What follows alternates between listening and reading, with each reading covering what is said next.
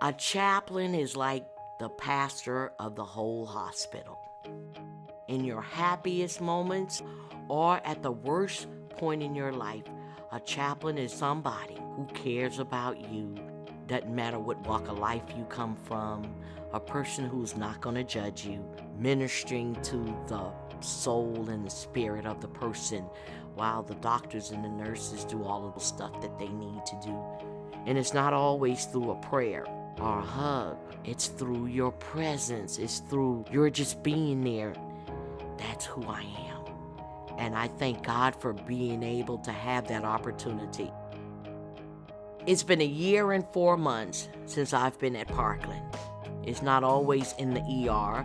I work the surgical ICU unit.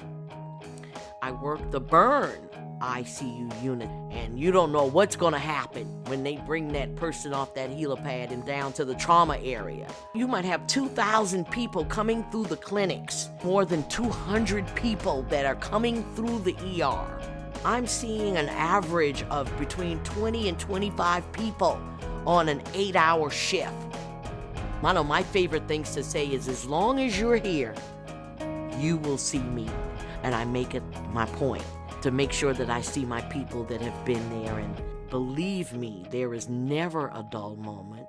Every hour, every day is different. I love my work, and I'm glad to be a part of that whole Parkland community. Sharon is tremendous. She's considered an acute care hospital chaplain, and she's present in very critical times of the patient and employees' lives. We interface with injured veterans because we're a level 1 trauma center and burn center. So Sharon's brought in some great tools for us to consider and to apply. She serves on committees, so her creativity, her cultural understanding and sensitivity, she's just a great chaplain. Fun, happy, even in the most serious moments. And we've had a number of people comment on her pastoral presence and authority. She's outstanding. We're definitely blessed to have her here. You talk to some people who knew me back in the day, I would be the last person on earth that they would ever expect to be a reverend or a chaplain. What? Sharon? I do not know my biological father. I was born to a teenage unwed mother in Charleston, South Carolina in 1958. And the world was just out there. All of the mess and all of the pain and everything. Church was always that one place where I felt accepted. Not that things wouldn't happen, but that God was always there with me, and I had a confidence in myself of being able to do so much more than what my surroundings said I should have been capable to do.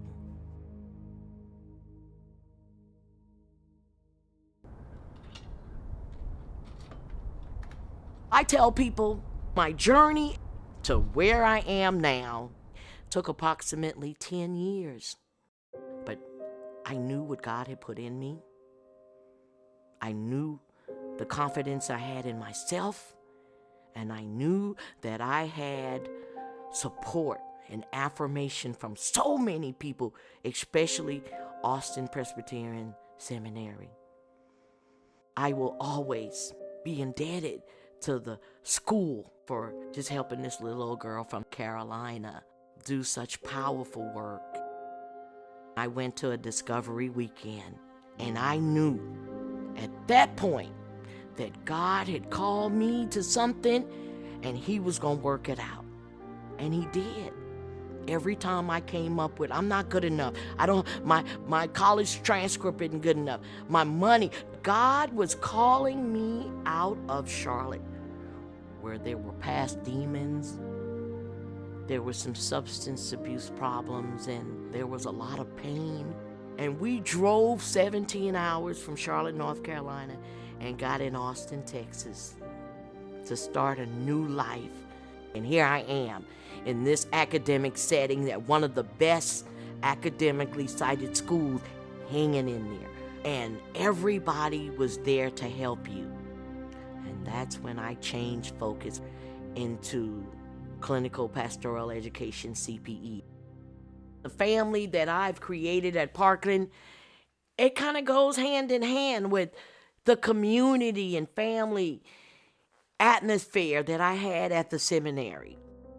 There's 5 of us who are in this cohort that has been funded by Austin Theological Seminary, that has given us a chance to work together and network and bond with other chaplains, to have each other to lean on, as well as the staff here. It's a wonderful manifestation of helping us help each other, in addition to what we have to do when we're helping other people. And as a chaplain, Sharon is really great on coming beside and walking with these families during these traumas. And she's a team player. She'll help me out just like that. She doesn't think twice. She makes you want to do your best.